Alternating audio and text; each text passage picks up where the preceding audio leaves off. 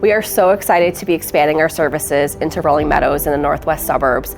We are going to be so accessible. We are right by 90 and Route 53.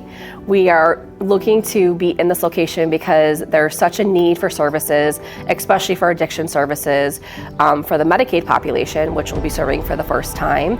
This location is different because we'll not only be offering addiction services, but we will have general outpatient, intensive outpatient services, partial hospitalization, medication-assisted therapy, as well as psychiatric services. We just cannot be more excited about having a second outpatient location for RCA, and are just thrilled that we are given this opportunity to give the challenge of saving 1 million lives. Thank you, Rolling Meadows, for welcoming us to the community. We are so grateful to be here.